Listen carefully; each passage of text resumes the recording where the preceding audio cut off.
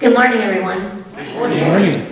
Now, for those of you who were here last year, you know this is going to be interactive. So you can start shaking it out right now. Because I'm going to have every one of you moving. My name is Ramona Burns. I am here from Hands on Folktales, where we tell the story together. So every one of you, I'm going to teach you all how to tell the story with me. Now, if you're in the back, I'll let you stay in the back, but I'm going to split us into groups because we're all going to be working together. But let's not get ahead of ourselves. First, let's talk about what story we're going to tell and why. Today, we're going to tell a story called A Bantu Tale. It is one of the oldest stories I tell. It's 4,000 years old. It began in ancient Egypt in the first intermediate period, and it works its way down the whole continent until it reaches South Africa. Now, the version we're telling today, we're catching right in the middle of the continent, around Kenya. It used to be Zaire, now it's the Democratic Republic of the Congo. We're telling that version. So first, who here knows the difference between a story and a folk tale? No? We don't really teach this in school, it's okay. Yes, yes. A folktale has legs. That's right. You're right. A folktale has legs. Kind of like Reddit, how we have to upvote something to get to the top of the page. A folktale has to be voted on by a generation. It becomes a folktale when grandparent tells it to grandchild, when we send it forward a generation. And why would we send the story forward? Why do some stories stay in the past and some stories last 4,000 years? They're instructions from your grandmothers, from all of your ancestors. And so it's important that we listen to these stories and pull out what they needed us to know. So a Bantu tale started in Egypt. And what people don't really know about old Egyptian folklore is that it wasn't very mystical. It was actually based off of gossip. It was. These are things that happened. So you'd have a story like the one we're about to tell. Bantu tale was originally Sekti and Hemti from the city of Salt, right? And now we'll move it down the continent, it becomes about animals. So we're going to talk about that too. Why it changed in the telephone game and how it lasted. But before we get there, let me tell you why I chose Bantu tale for us today.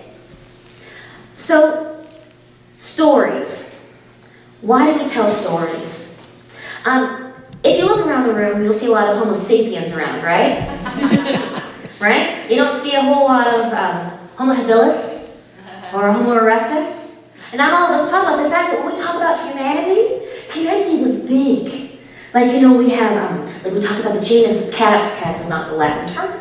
But inside there we have lions and panthers, all different kinds of cats, right? But they're cats. Well, us as humans, there used to be other kinds of humans. There were Neanderthals, Homo erectus, Homo florensis, all these different kinds, and now when we look around the room, we all look the same, don't we? We all belong to the same group. Now, one of the reasons historians believe this happened is because Homo sapiens can latch on to story. We can believe in something. So, a long time ago, when we were all battling for resources and land, if you're a Homo sapien, I could tell you a story, and you'd show up to battle in a horde, all wearing the same color, with the same cadence. Because we could believe in nation, in justice, in team. But Neanderthals and other groups were very individual thinking, so maybe 15 or so would show up to that battle, and we won. Because of story. And belonging. This idea that they didn't belong because they were different. So if that's where we start, where do we stop, right? So now all of the Homo erectus are gone. Who's left to call different? So when we talk about belonging, these groups that we make, belonging sometimes comes out of exclusion. I belong to this group because he doesn't belong there. It's just you and me. So today I chose a Bantu tale for us because it talks about where do you belong when no one in the room looks like you? when no one in the room smiles at you, and you are the other. Every one of us will stand in that space, if we haven't already. So, let's get to the story. Now, I think you remember I said that you're going to tell it with me, right? Yes. I'm not mean. I'm going to teach you how to tell the story. So, we're going to start off with something a little simpler. We're going to start off with a poem. So I'm going to split the room into two sides. Oh, look at this. It's kind of uneven, but that's okay. This side will just have to be much louder. Okay?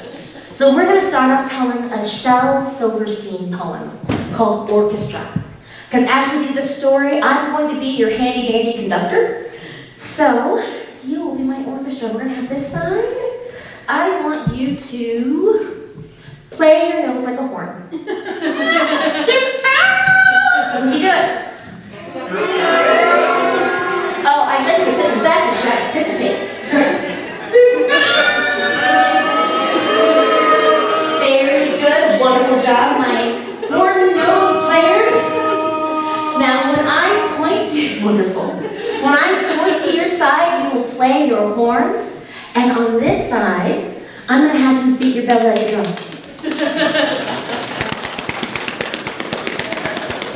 Very good, very good. Let that fall away. And in the back here, I'm going to have you clap your hands together like cymbals.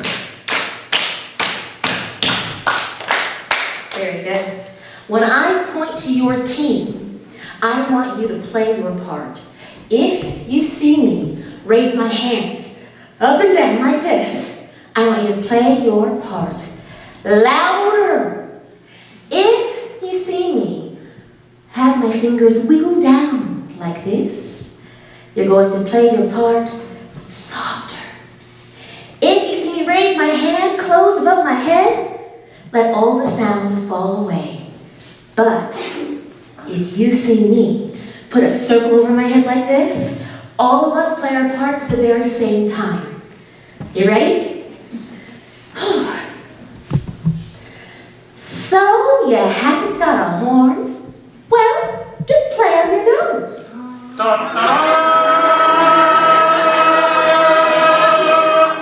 So, we haven't any drums? Well, just beat on your belly.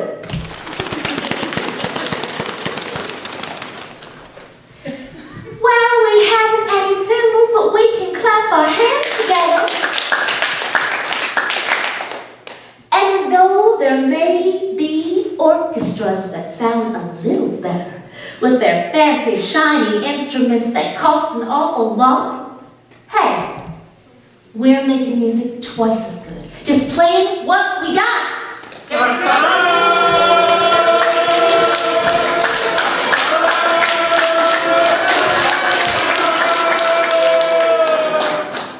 Very good. Give yourselves applause. We're going to tell our story in very much the same way. So I'm going to break up the groups again. And this time, I would like my horn group, I want you to be hissing snakes. But as you can imagine, I'm going to be evil hissing snakes. Really get into that. Very good. Let that fall away. And on this side, I want you to help me make a slow and steady beat. Slow, steady walk. A slow, steady pace. We all know we're on a long journey, and you're tired, and you're carrying a lot. That feeling of persistence. Let it fall away. Thank you. So I have a slow, steady beat. I have hissing snakes, and back here, you're going to help me along with everyone else. So when I put my hands up in a circle, we're going to make chomping, ripping, eating sounds. Ready? Try everybody. That's everybody.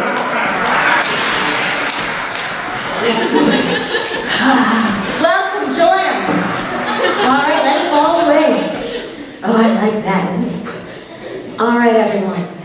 Now, when I begin the tail, I'm going to draw a circle in the air, and that's how we know that we've begun. When I point to you, all the same rules multiply. You know how it's done. All right. Welcome.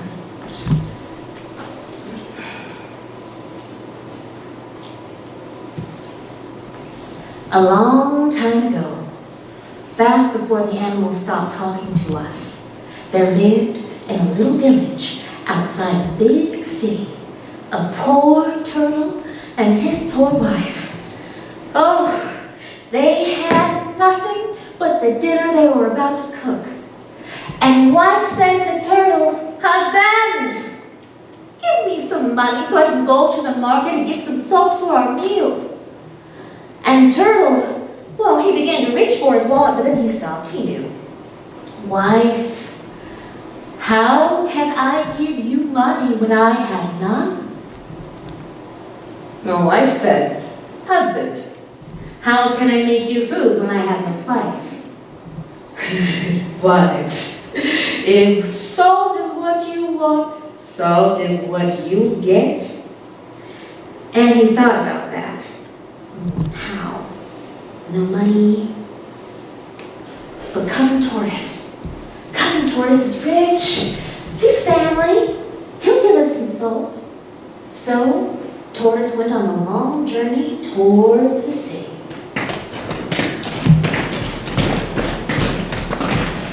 And he walked in the hot sun down a long path until he got to Cousin Tortoise's house. And Cousin Tortoise saw him and he looked at him with a side-eye. "Why are you coming to me and not just going to the market? Why don't you just buy your own salt or trade for salt?" And Turtle explained that they had nothing. "And your family, please?" And Tortoise thought about that. You know, he is family. You do for family. So Tortoise supplied his cousin Turtle with a huge bag of salt and a big burlap bag, and he tied the bag shut with a string, and he put the string in Turtle's mouth, so Turtle could pull it all the way home. It's very heavy. Oh, and it was a long journey, in the hot sun, on a long path, and then Turtle almost fell over. He could no longer move the bag of salt. It was just too heavy. And when Turtle turned around, he saw on his bag a big old lizard sitting, smiling at him. Oh, and Turtle said, "Get off my bag of salt! Oh, it's already heavy enough. What are you doing?" And Lizard smiled. "You're not from around here, are you? I can tell. We have a little saying out here, and it's a poor man's name is his only matter. Meaning, I don't know you, hadn't seen you around before. I bet you don't know anyone here, and if you know no one, well, that's who you are." Turtle didn't know what to do. He couldn't fight Lizard for the salt. "Help!" Turtle cried. "Help! Someone help me!" Lizard laughed. "We ain't called for help. This is my town." And so Turtle called for help and they went to court. Lizard took the bag of salt and he was in the court before Turtle got there. And when Turtle, with his little legs, when he finally arrived, he walked into a court full of snakes. They were all the cousins of Lizard. Every one of them, and they were laughing and joking about Turtle. By the time he walked in, he could hear the laughter. Easier. Let's do this. So Turtle stood before the court, and he asked for justice, and they came up with a decision.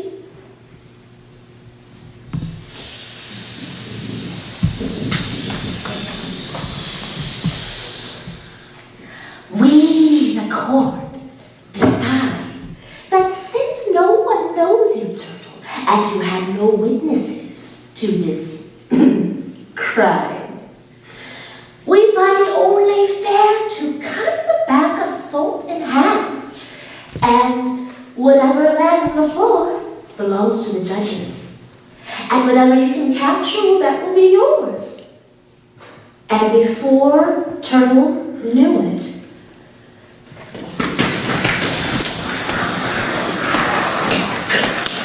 the judges and the lizard had pounced on the bag of salt, tearing it apart. Salt was all over the ground, and Lizard, quickly as he could, gathered it into a pack and was off. By the time Turtle made it with his little legs to the salt, it was just dry burlap with a few grains left. Well, Turtle made the very long walk home in the hot sun, on the long path towards his wife. And Turtle was feeling low. That was justice. What else could he do? He wasn't big enough to fight them. He knew no one else in that town. And when he got to his wife, hoping for a smiling face, oh no. She was very upset with him. What do you mean? Tortoise gave us a whole bag of salt, and you come back here with a couple of brains? I can't fight this fight for you. What are you going to do? Well, Turtle stared at her for a while. Then she stared back. Well, he thought, and you know what he was thinking? They are many, I'm one. They are strong, I'm weak, they're fast and slow. I'm alone. What can I do? They get everything they want. They don't have to think or work or, whoa. They don't really have to think a lot, do they? And Turtle thought, maybe I could outwit them. Maybe if I think about it, because I'm not letting this go, I can come up with a plan. And Turtle thought, Turtle pondered, Turtle wondered for 9 days. And on the 9th day, he grabbed some rope and he went walking back on that long path in that hot sun. And he was looking for someone. And he found him. The lizard was right in the middle of the path, sleeping under the hot African sun, and he was snoring loud and dreaming deep. Turtle walked slowly towards him, quietly. And he took his rope and he wrapped it around the lizard's legs and he tied it out tight as he could. And the lizard was dreaming so deep, don't you know, he didn't wake up. And so the turtle decided to pounce. Got you! And the lizard woke up. Oh, who's on top of me? And why are my legs tied? Oh, what's going on? Turtle smiled and looked at him. Well, perhaps you should call for help. You see, you were just lying in the road, and I found you here. And you know what they say, anything you find lying in the road, well, belongs to you, doesn't it? Oh, Liz was very upset and trying very hard to get out of this tight knot. Help! Help! And he called for all of his friends, and the snake slithered in. What seems to be the matter here? And Lizard, trying so hard to get out of this knot, Turtle explained, well, you see, I found Lizard lying in the road. And if I remember correctly, your judgment is that, well, we should go ahead and cut. Wait, said Lizard. Wait, we should talk about this. I know what the judgment was. What if I gave you some salt? Would that make it okay? And Turtle thought, oh, but you know, I borrowed salt from my cousin Tortoise, so if you were to give me salt, we'd have salt. But what about, okay. What if I give you and your wife salt for the rest of your days. And I'll give tortoise back too. What, does that settle this matter? And Turtle thought, and Turtle smiled. And from that day forward, he and his wife always had salt, and he was able to pay back his cousin Tortoise. The end. Almost. So you remember how I told you that this story started in ancient Egypt and used to be basically gossip of what happened? So this story happened to a man named Sekti from the land of salt. And he came across someone's lands whose name was Hemti. And Hemti, they used to have an easement, like a sidewalk sort of thing, a path. Now, Western tradition of protecting that for everyone was not true in Egypt. In Egypt, you could put half of your house on that path. So what Hemti did was he put some of his garments along the path when he saw Sekti coming through, knowing that Sekti would not want to trample his clothes, seeing Sekti's goods and wanting to steal them. Sekti, when he got off the path, one of his donkeys ate some of the crop, and then Hemti set after him, beat him, stole his things. And when Sekti went to the judge, to the council, because they had a council to avoid corruption. Ha. They said, we don't know you. You've no witness. And what survived for 4 millennia on 3 papyri, you can find one at the British Museum, was the speech that the peasant made. I am not a rich man, but I seek justice, and it is beautiful. It is long. I will leave Heidi the link so you can look it up yourselves. So this survived all this time. Why? I'm going to ask you all now. Why is this story important? Why did our grandmothers want us to know about the peasant and the salt? Anybody? What instructions did you hear from this story left to us by our grandmothers? The story, what I heard in this story was when you find a space where you feel that you are alone, when you feel there is no justice, do you stay quiet? Oh, let me hear you. Do you stay quiet? No. Do you walk away? No.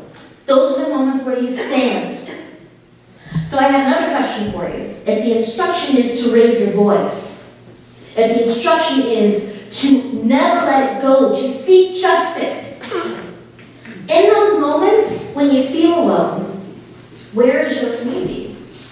Like we're talking about belonging now, right? And we've got sapiens. We definitely belong. But what about that moment?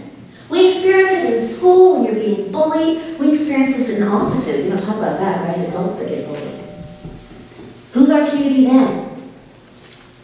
I would offer that someone has stood in that space before you. And when you occupy that space of other, you are trailblazing for the one who will stand after you.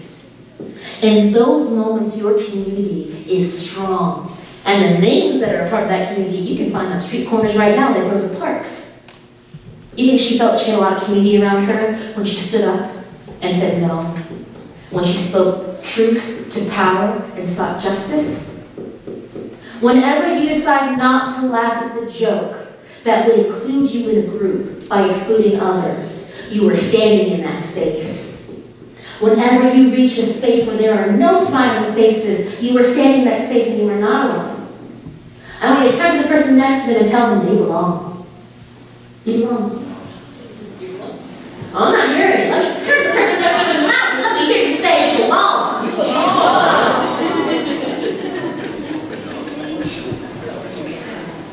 So I challenge you with this story, with its 4 millennia old instruction, to walk with that knowledge, to keep your integrity, and know that you are not alone in those moments.